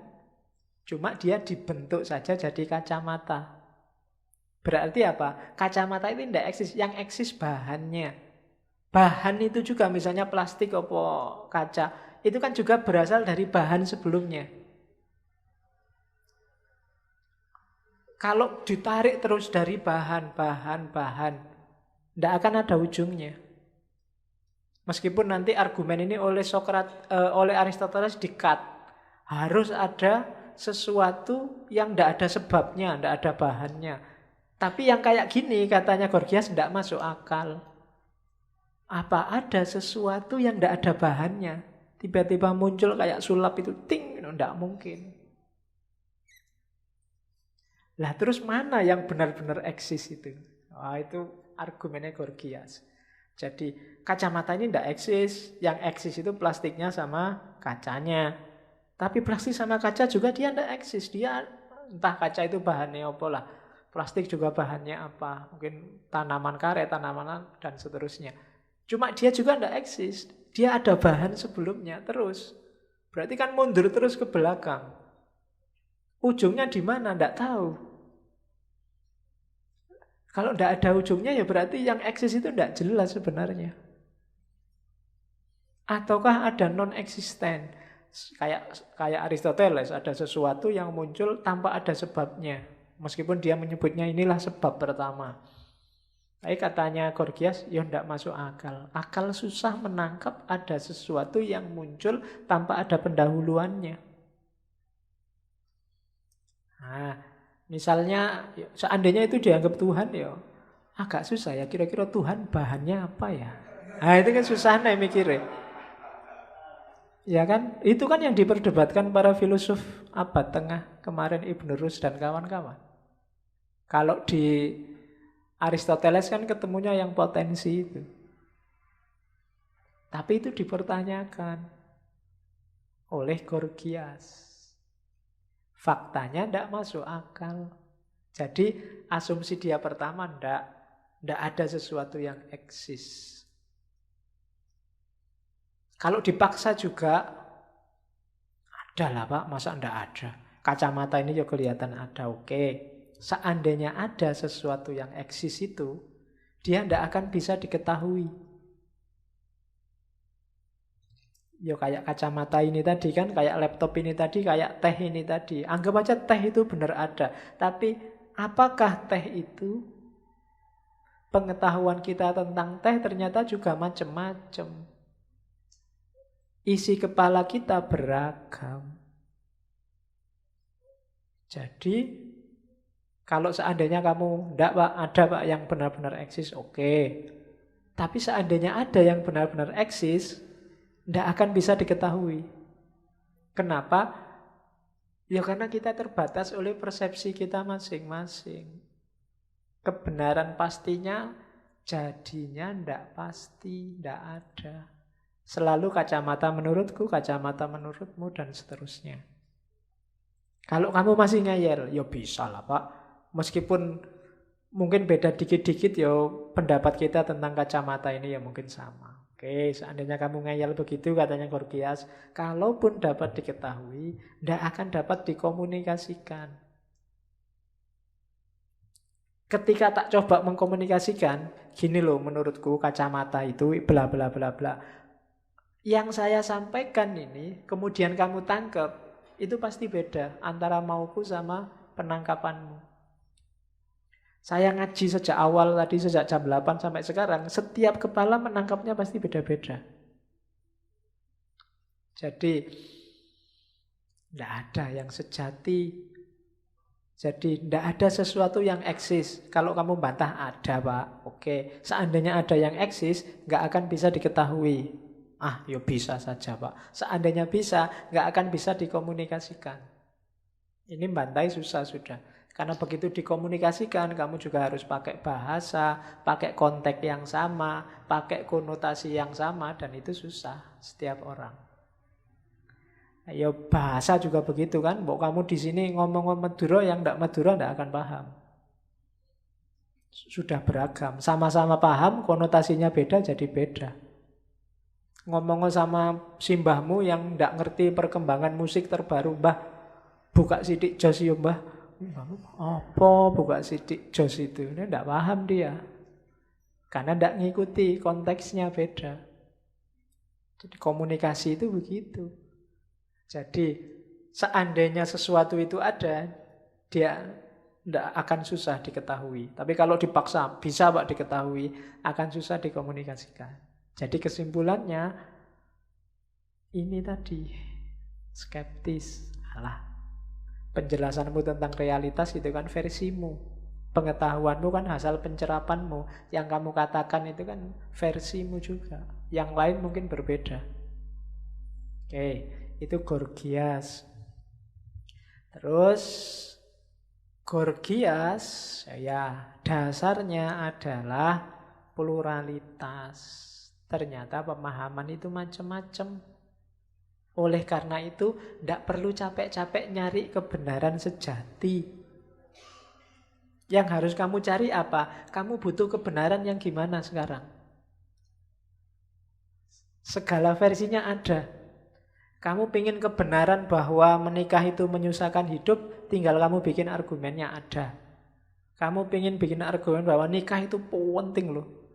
Kalau bisa segera, tidak usah nunggu 25. Karena begitu kamu telat bahaya. Misalnya, loh itu argumennya juga bisa. Tradisi agama tertentu, mungkin ada yang kasta tertentu jangan sampai nikah, mereka juga punya argumen kuat. Bahkan ada budaya tertentu di masa lalu yang anak-anaknya yang perempuan dikubur hidup-hidup, mereka juga punya argumen kuat. Saya baru baca di mana itu tradisi Arab mengubur anak perempuan kecil itu ada dasar sosiologi antropologinya. Karena zaman itu perempuan itu memang derajatnya rendah. Kehidupannya suku. Dalam kehidupan suku, perempuan ini kayak komoditas. Kalau kalah perang dia ditransfer jadi rampasan kayak barang. Bahkan zaman itu perempuan ini jadi simbol, kayak kamu punya mobil. Semakin banyak mobil, status sosialmu naik. Zaman itu semakin banyak koleksi perempuannya, status sosialnya juga naik. Kalau perang, mereka tidak bisa bantu, harus dilindungi. Ya, terus kalau kalah perang, mereka nasibnya sengsara sekali. Bisa jadi budak, bisa, pokoknya tidak ada enaknya. Jadi dalam konteks tertentu, anak perempuan kecil ini dikubur daripada kamu nanti hidup sengsara. Ada logika begitu. Zaman itu orang mikir, ini suku kita ini sudah suku rendah, kalahan, laki-lakinya sedikit, kalau ada perempuan lagi, nanti kalau kamu besar kita tidak bisa ngelindungi. Logika kayak gini ada. Ya meskipun bisa dibantah banyak hari ini, cuma make sense dalam arti, iya sih dari sisi itu mungkin kasihan lo besok kalau besar dibuat bancaan orang sak suku, dibuat kasihan. Ya mungkin bisa begitu. Terus kamu sekarang dipendem aja wis enggak apa-apa daripada besok sengsara. Ada logika kayak gitu. Dan itulah manusia, kalau hanya akalnya dia bisa bikin. Wong kamu masuk hotel berdua sama pacarmu aja kan ya bisa belum nikah lagi. Loh Pak, saya masuk berdua ini kan pilihan bebas kita berdua Pak. Resikonya siap kita tanggung. Apapun yang terjadi kan saya tidak masalah. Kita suka sama suka, seneng sama seneng. Kok yang lain usil kenapa sih Pak? Kan bisa, kamu bisa argumen gitu. Dan masuk akal. Iya sih ngapain juga aku cerewet. Suka-suka kamu lah. Oke, itu manusia. Jadi tidak usahlah nyari kebenaran yang sejati, yang hakiki pakai akal, katanya Gorgias. Cari aja kebenaran sesuai kepentinganmu apa. Ya kan, kamu yang punya keinginan apa, punya target apa, cari aja argumen-argumen sesuai dengan keinginanmu. Nah itu, yakinkan orang dengan argumenmu itu bahwa kamu memang benar. Hidup ini kan itu, katanya Gorgias. Bukan mana yang paling benar, tapi bisa nggak kamu meyakinkan orang bahwa kamu benar? Di situ ada contoh, Gorgias mencontohkan kasusnya Helen, yang saya ceritakan tadi. Yang jadi sebabnya lahirnya perang Troya. Itu kan karena Helen ini, si ratu, berhasil dirayu oleh Paris. Sehingga dia terpesona terus ikut dibawa lari. Itu kan kemampuan persuasi. Meskipun istrinya orang, dengan kemampuan persuasi yang luar biasa bisa dibawa lari. Itu kan persuasi dan argumentasi. Nah, katanya Gorgias, iyalah, pandailah di situ nanti hidupmu sukses. Katanya Gorgias loh ya. Ciri yang keempat, sofis itu bisnis pendidikan. Nah, ini penting hari ini.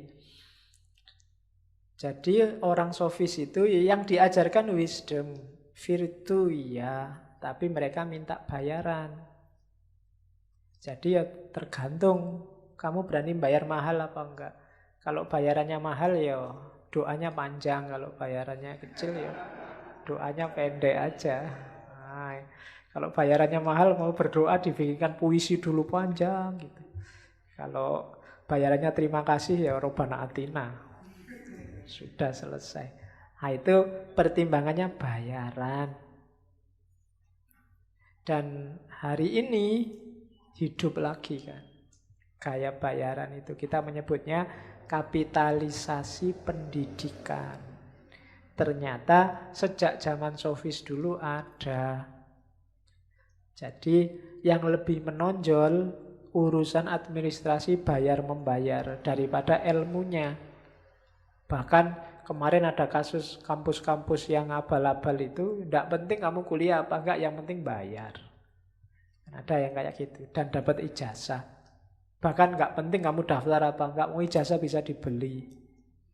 Kan sekarang banyak iklan bikin dokumen, padahal di sini ya ada yang bikin ijazah, bikin SIM, bikin BPKB.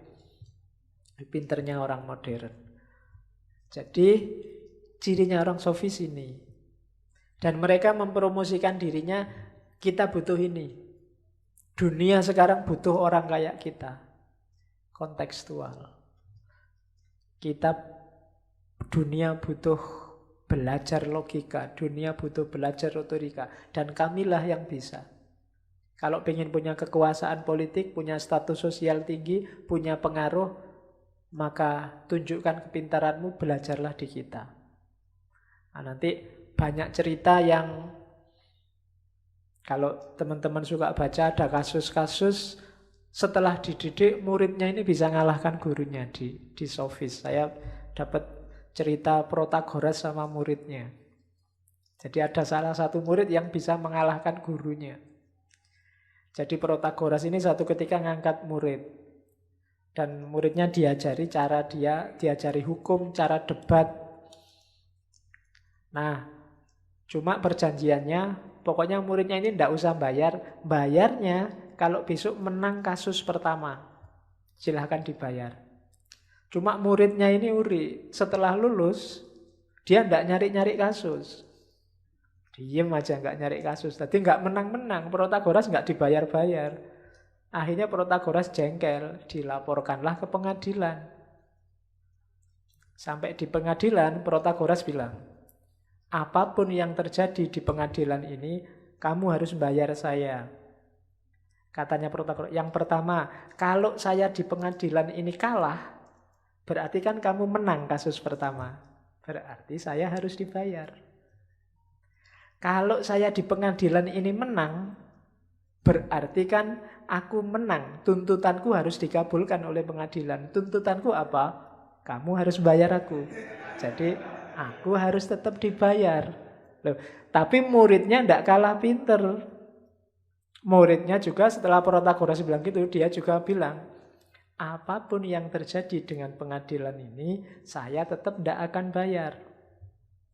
Pertama, kalau saya kalah, berarti saya belum menang kasus pertama, sampean tidak tak bayar.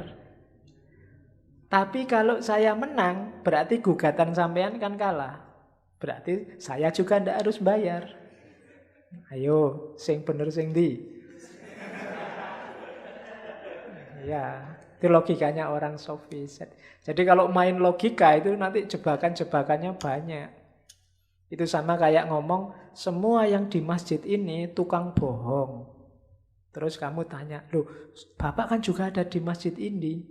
Berarti Bapak juga tukang bohong dong. Iya ya, berarti aku tukang bohong. Berarti karena aku juga tukang bohong, yang saya omongkan berarti juga bohong.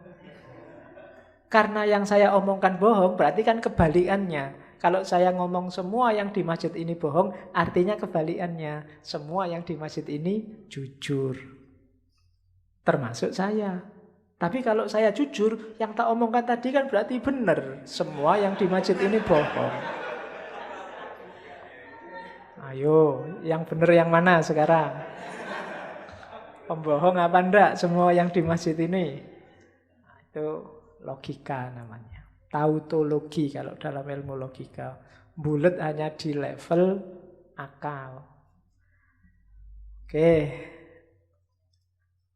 Cirinya sofis lagi, mereka mengkritik agama. Mereka agak keras terhadap lembaga agama.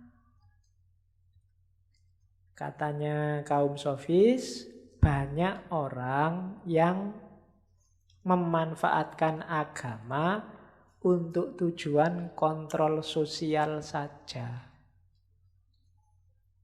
Biar orang rukun, biar orang tidak gegeran, biar orang senasib sepenanggungan, biar orang bisa diatur ini, diatur itu.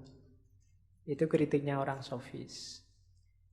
Bahkan katanya orang sofis, Tuhan itu dibikin dalam tanda petik ya, untuk tujuan tertentu. Biar manusia tidak bebas. Tuhan diposisikan, itu terjemahan saya sebenarnya, sebagai maha polisi. Ya, maha polisi. Polisi itu kan selalu nyari-nyari salahmu di mana. Nah, Tuhan itu sang maha polisi.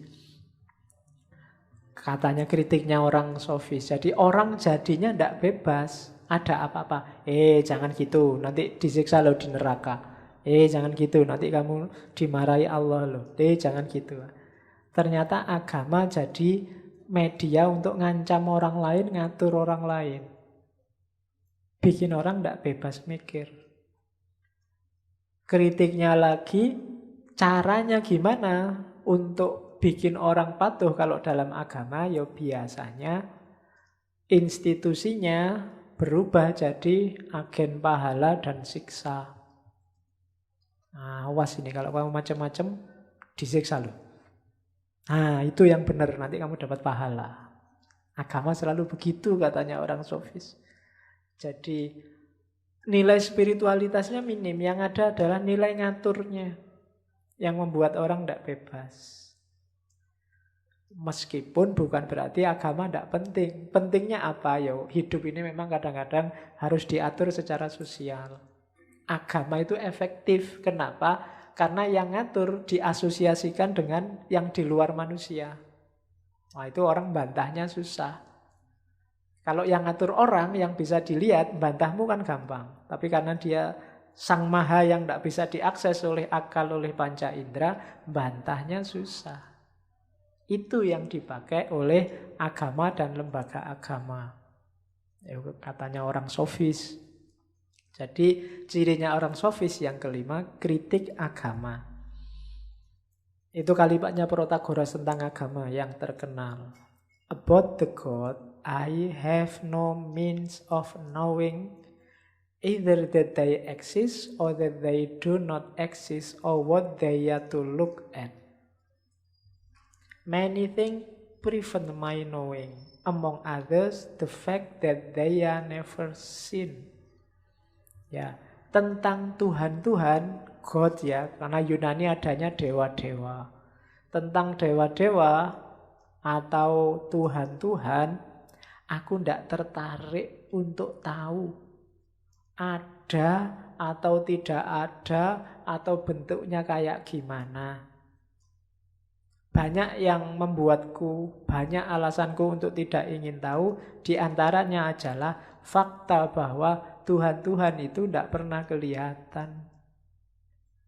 Jadi ngapain capek-capek berspekulasi Tuhan kayak gimana, Tuhan itu seperti apa? Wong nggak pernah kelihatan kok.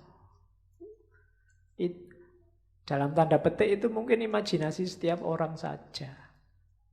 Ya silahkan, dan aku tidak ingin tahu. Mau percaya ya monggo, tidak percaya ya monggo. Wong they are never seen. Tidak pernah kelihatan. Hasilnya pasti beda-beda cara menyerapnya. Itu Protagoras. Ada lagi yang tentang Tuhan. Concerning the God, I have no means of knowing either they exist or not, that they do not exist, nor what sort of form they may have. Jadi sama tentang Tuhan itu, aku tidak ingin tahu ada atau tidak, kayak pertanyaan tadi, atau bahannya apa, terbuat dari apa. Alasannya banyak. Yang owing tuh, yang paling besar itu adalah the lack of evidence and the shortness of human life. Kenapa kok tidak mau tahu tentang Tuhan? Yang pertama, buktinya kurang. Yang kedua apa? Umur kita terlalu pendek.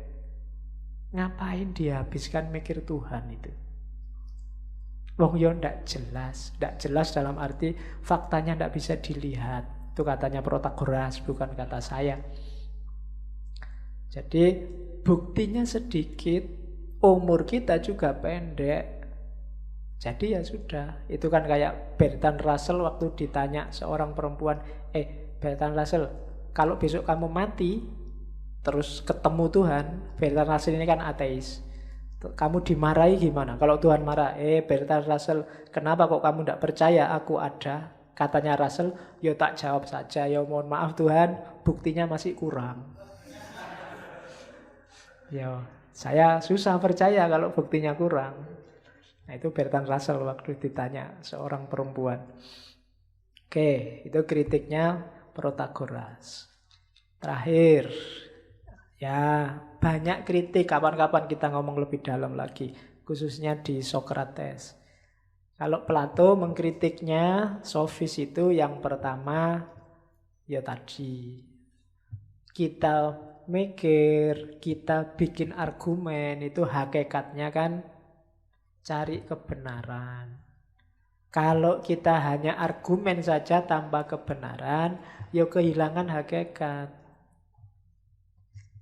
Kehilangan yang sejati. Itu loh. Orang itu secara fitrah, nanti kalau di Socrates, dia akan nyari kebenaran. Tidak sekedar argumen. Yang kedua, retorika. Ya retorika itu bagus, tapi jangan retorika untuk retorika. Retorika ya demi kebenaran.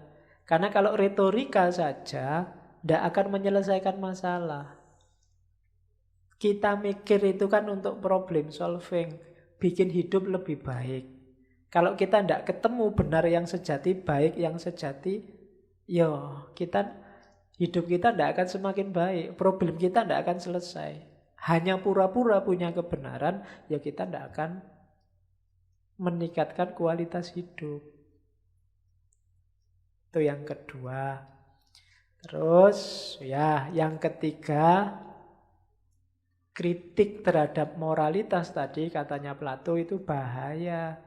Karena manusia hidup butuh ketertiban, butuh tatanan. Dan tatanan itu berlaku kalau moralitas jalan. Bahkan orang-orang sofis juga tidak akan bisa cari uang kalau tatanannya rusak. Kalau orang tidak percaya moralitas, habis diajar kayak tadi, tidak usah bayar, dihapusi wae gurune. Itu bisa begitu, kalau orang akhirnya juga tidak percaya moralitas. Kemudian, gaya sofis bikin orang sombong. Merasa tahu padahal tidak tahu. Merasa punya kebenaran padahal tidak punya. Itu Plato. Kalau Aristoteles, dia mengkritik ada banyak self-contradiction. Banyak pikiran-pikiran mereka yang saling tabrakan sendiri. Dan yang jelas dangkal. Dangkalnya di mana kapan-kapan kita jelajahi lagi. Cuma malam ini kritiknya sekilas saja biar kamu nggak menganggap sofis ini yang mesti benar. Kapan-kapan kita dalami lagi kritik terhadap sofis dari yang paling banyak dari Socrates. Sisi positifnya juga ada, jangan salah. Yang jelas, gaya sofis ini penting bagi para praktisi hukum, ahli diplomasi, kamu butuh retorika. Yang fakultas syariah, fakultas hukum, kamu harus mateng. Kalau besok jadi pembela, jadi pengacara, jadi jaksa, kuasailah retorika. Penting itu. Nyawanya itu memang. Atau kamu jadi tokoh intelektual yang sering diundang debat, kamu harus menguasai teknik retorika gaya sofis. Terus orang sofis juga kontribusinya adalah mereka menyumbangkan kesadaran akan, kalau disiplin ilmu hari ini cultural anthropology, antropologi kultural. Setiap manusia, setiap horizon manusia itu punya epistem sendiri, punya gaya nalar sendiri. Dari perspektif bahwa kita harus saling toleran, menyadari keragaman manusia, gagasan sofis ini penting. Bayangkan di abad 6, di abad 5-6 sebelum Masehi, sudah muncul gaya yang hanya muncul di era posmo. Kemudian orang sofis juga membuat orang tergugah untuk menguasai logika dan retorika. Gara-gara sofis lah Sokrates turun gunung, nanti punya murid Plato, nanti punya murid Aristoteles. Jadi mereka lah justru yang menginisiasi pencerahan, meskipun dalam konotasi yang berbeda. Kemudian pendidikan yang konkret itu juga menurut saya jasanya orang sofis. Sebelumnya ya mungkin ilmunya mengawang-awang, tidak jelas, diajari itu biar bisa apa. Tapi di era sofis, mereka dengan sekolahnya, dengan murid-muridnya, pendidikan targetnya jelas. Mungkin kalau Sokrates itu gaya pendidikannya kayak pesantren, kalau sofis ini kayak sekolah-sekolah modern hari ini. Kompetensinya apa, nanti bisa apa, selalu begitu. Itu gaya sofis sebenarnya. Terus menunjukkan pentingnya bahasa. Nanti lahirnya namanya logosentrisme. Itu sudah diinisiasi oleh orang sofis. Kemudian kritiknya terhadap institusi, lembaga, konvensi. Itu penting, sampai hari ini penting ini. Karena banyak orang yang terjebak dalam lembaga, terjebak dalam konvensi, kesepakatan sosial yang tidak pasti benar, tidak pasti baik. Nah, itu gaya kritis, gaya skeptisnya orang sofis bisa dipakai. Terus ya sofis lah nanti yang membuka jalan munculnya Sokrates, Plato, dan Aristoteles, melahirkan paradigma baru dalam tradisi filsafat Yunani. Itu sisi positifnya sofis. Ada kalimat yang saya suka dari Protagoras, no intelligent man believe that anybody ever willingly else or willingly does base an evil deed. They are well aware that all who do base and evil things do them unwillingly. Tidak ada intelektual, tidak ada orang pinter yang percaya bahwa ada orang yang secara sadar melakukan kesalahan atau secara sadar melakukan perbuatan yang jahat dan rendah. Ketika orang melakukan perbuatan itu, biasanya mereka unwillingly, tidak sadar atau sebenarnya nggak pingin. Jadi tidak sadar berarti dia tidak tahu kalau itu salah, atau tidak ingin sebenarnya, cuma terpaksa harus melakukan. Nah, itu katanya Protagoras. Jadi kalau orang akalnya jalan, tidak mungkin dia melakukan yang salah atau yang jelek atau yang jahat. Kalau dia melakukan yang salah, yang jelek, yang jahat, kemungkinan dia tidak sadar. Tidak sadar itu ya berarti tidak tahu, tidak ngerti kalau itu jelek, jahat, salah, atau tidak ingin tapi terpaksa. Situasi yang bikin dia terpaksa melakukan yang jelek, yang jahat, dan yang rendah, yang keliru. Itu kalimat bagus dari Protagoras. Jadi kalau mau memberantas perilaku jahat, perilaku jelek, perilaku keliru, jalurnya dua. Sadarkan, kasih tahu mana yang benar, atau bebaskan dia dari keterpaksaannya berbuat jahat. Oke, alhamdulillah sofis selesai. Minggu depan kita ketemu Epikuros. Epikuros jauh lebih alim daripada sofis. Karena Epikuros madhabnya etika, namanya Epikureanisme, yang masih berbau hedonistik. Nanti kita lihat, meskipun tidak seperti hedonisme modern hari ini. Oke, saya kira itu. Kurang lebihnya mohon maaf. Wallahul muwaffiq, wallahu a'lam bissawab. Wassalamualaikum warahmatullahi wabarakatuh.